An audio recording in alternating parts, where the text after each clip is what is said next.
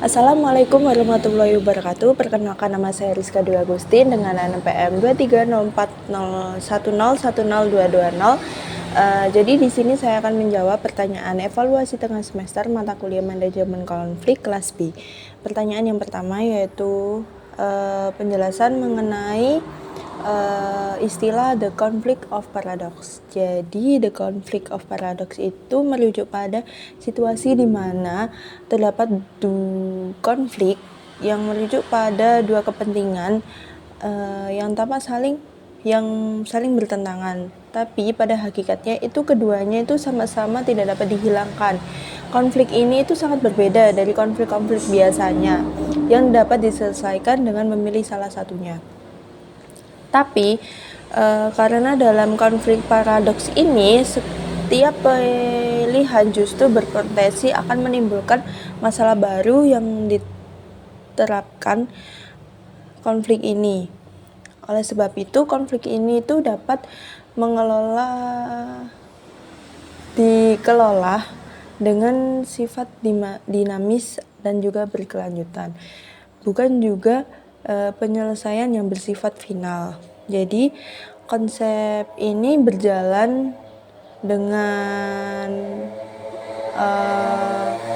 menentukan pentingnya menjaga keseimbangan antara dua sisi yang berlawanan agar organisasi ini tetap berjalan secara optimal. Jadi konflik paradoks ini sering muncul di antara kebutuhan akan stabilitas dan juga tuntutan perubahan. Seperti stabilitas itu diperlukan untuk menjaga keteraturan dan juga konsistensi kerja, sementara perubahan itu dibutuhkan agar organisasi mampu beradaptasi dengan dinamika lingkungan. Jadi jika organisasi itu terlalu menekankan pada stabilitas, maka akan cenderung stagnan dan juga sulit untuk berkembang. Namun sebaliknya juga, jika terlalu fokus pada perubahan, maka organisasi dapat hilang arah dan juga mengalami ketidakpastian. Contoh lainnya itu antara kontrol dan juga kepercayaan dalam manajemen sumber daya manusia, di mana pengawasan diperlukan untuk memastikan kinerja, tetapi juga kepercayaan juga penting untuk mendorong kreativitas dan juga motivasi pegawai. Lalu pertanyaan yang kedua mengenai kurva dari penjelasan kurva.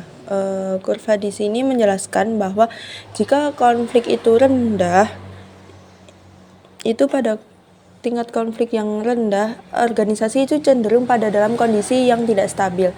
Tetapi sebenarnya hal ini terjadi karena hampir tidak ada perbedaan pendapat, kritik maupun diskusi yang menantang cara kerja yang sudah ada.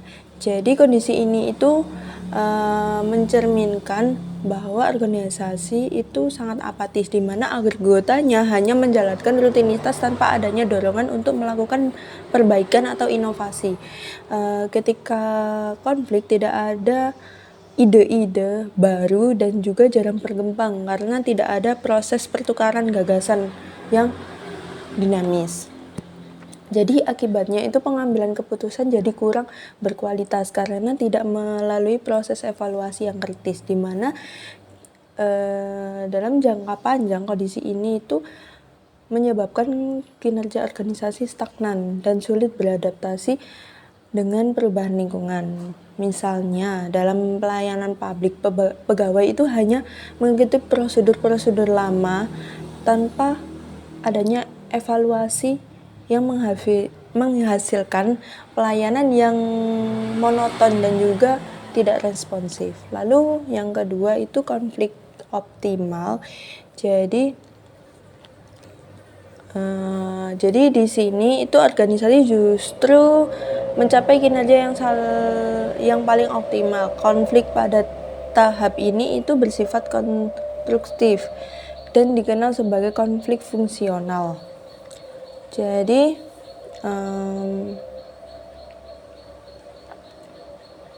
konflik ini tuh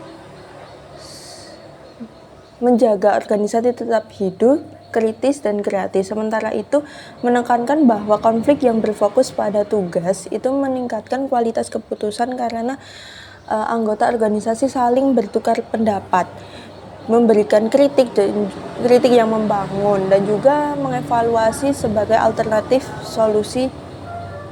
Dalam kondisi ini pendapat itu dapat dipandang sebagai ancaman, tidak sebagai ancaman, melainkan itu peluang diskusi.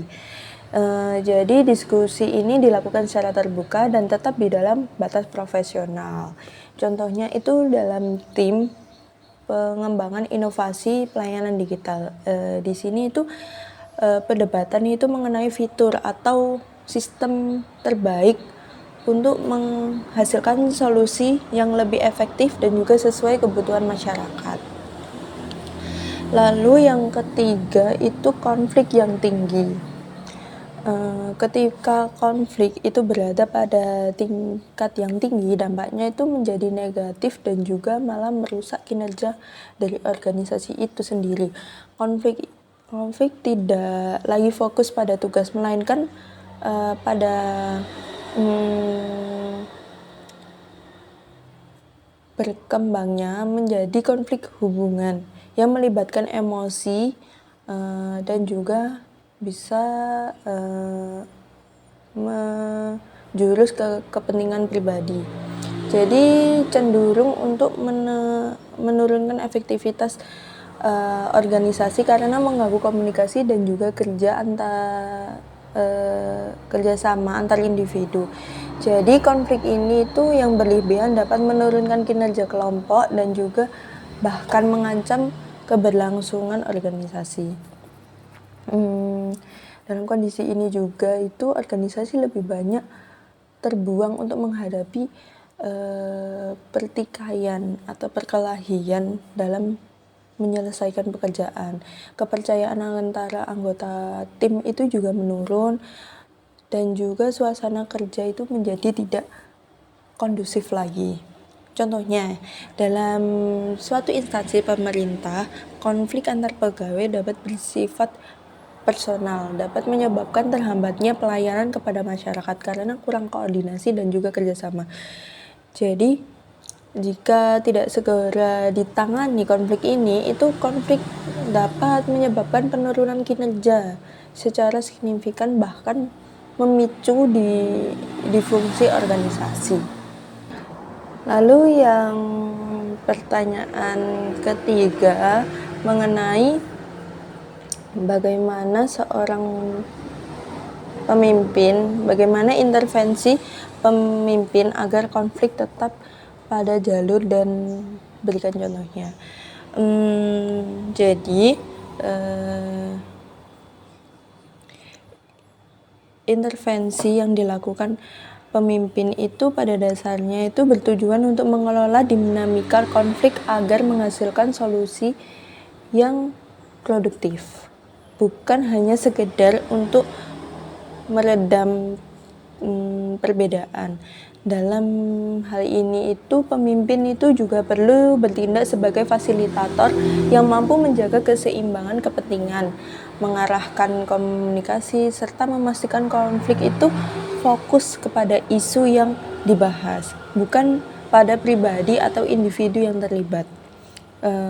Pemimpin itu juga dapat melakukan intervensi dengan mengklasifikasi sumber konflik secara objektif. Pemimpin itu juga harus mampu mengidentifikasi apakah konflik itu disebabkan oleh perbedaan persepsi atau juga kepentingan atau juga sumber daya. Jadi mungkin konflik dapat diarahkan pada substansi masalah sehingga dapat menghindari kesalahpahaman yang terus-menerus. Selain itu, pemimpin itu juga perlu menciptakan ruang komunikasi yang terbuka sehingga setiap pihak itu dapat menyampaikan pendapat tanpa adanya rasa takut dan juga tekanan. Jadi pemimpin ini juga berperan sebagai mediator yang menjaga agar diskusi itu tetap rasional dan juga tidak terjadi emosional.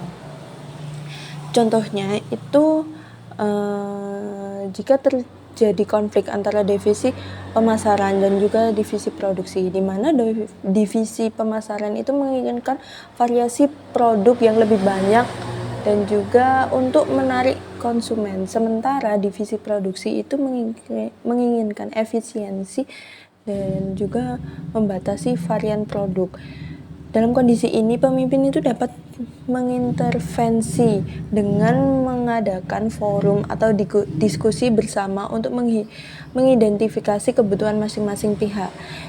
Jadi, pemimpin itu juga dapat mengarahkan kedua divisi untuk mencari solusi tengah, misalnya memproduksi varian produk tertentu secara terbatas atau juga berdasarkan permintaan pasar. Jadi, konflik itu tidak dihilangkan tetapi dikelola sehingga menghasilkan keputusan yang lebih optimal bagi organisasi tersebut. Lalu pertanyaan yang keempat itu menjelaskan tentang matrik resolusi konflik dalam organisasi dan juga memberikan contoh pada masing-masing. Yang pertama itu gaya bersaing. Jadi gaya bersaing ini memiliki tingkat ketegasan tinggi namun kooperatif yang rendah. Jadi individu itu dengan gaya ini itu cenderung mempertahankan posisi secara tegas, bahkan itu bisa lebih dominan untuk memenangkan konflik itu tersendiri. Jadi gaya ini itu digunakan dalam situasi krisis, pengambilan keputusan yang cepat dan juga prinsip yang sangat penting. Namun jika dilakukan secara berlebihan itu dapat merusak hubungan kerja, dan juga dapat menimbulkan resistensi. Contohnya, setiap kepala dinas tetap memutuskan kebijakan pemangkasan anggaran meskipun mendapat penolakan dari staf karena kondisi keuangan daerah itu sedang dalam kondisi defisit dan juga membutuhkan tindakan cepat. Lalu yang kedua itu gaya kerjasama yang memiliki ketegasan rendah tetapi komparatif yang tinggi. Dalam gaya ini itu individu lebih mengutamakan kepentingan pihak lain dan cenderung mengalah. Jadi pendekatan ini itu cocok untuk menjaga hubungan jangka panjang atau ketika isu yang didebatkan itu tidak terlalu penting bagi individu itu tersendiri. Jadi terlalu sering digunakan itu dapat membuat individu itu kehilangan posisi yang ditawarkan. Jadi contohnya itu seorang pegawai menerima perubahan jadwal kerja yang diajukan rekan meskipun kurang sesuai. Demi menjaga hubungan kerja itu individu tersebut itu mau untuk melakukannya.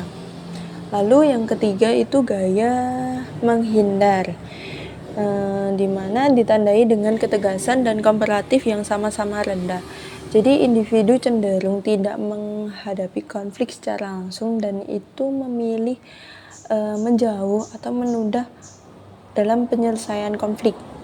Gaya ini itu efektif jika konflik itu masih kecil dan juga emosional atau membutuhkan waktu untuk meredakan ketenangan. Tapi jika terus dibiarkan konflik ini itu dapat semakin membesar. Contohnya saja, pada seorang supervisor tidak langsung menanggapi konflik antar staf karena situasi sedang memanas dan memilih menunda. Itu sehingga itu kadang itu kondisi itu lebih kondusif ketika kedua individu itu saling emosional. Lalu yang keempat itu gaya kolaborasi. Di sini memiliki ketegasan kooperatif yang sama-sama tinggi. Ini merupakan pendekatan ideal karena kedua pihak bekerja sama untuk mencari solusi yang terbaik dan juga menguntungkan semua pihak. Jadi gaya ini itu memerlukan waktu, di mana komunikasi itu terbuka dan kepercayaan yang tinggi, tetapi menghasilkan keputusan yang lebih berkualitas dan juga berkelanjutan. Contohnya sendiri itu tim perencanaan dan tim keuangan itu bersama-sama menyusun program kerja dengan mempertimbangkan kebutuhan teknis dan juga keterbatasan anggaran sehingga tercapai kesepakatan yang optimal. Lalu gaya yang kelima itu gaya kompromistik, di mana gaya ini itu berada di tengah-tengah antara ketegasan dan juga kooperatif.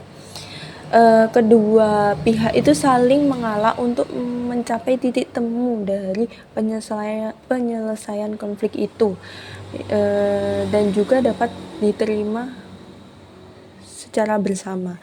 Gaya ini itu efektif ketika waktu terbatas atau ketika kedua pihak itu memiliki kekuatan yang relatif seimbang. Solusinya yang dihasilkan biasanya itu tidak sepenuhnya optimal bagi masing-masing pihak.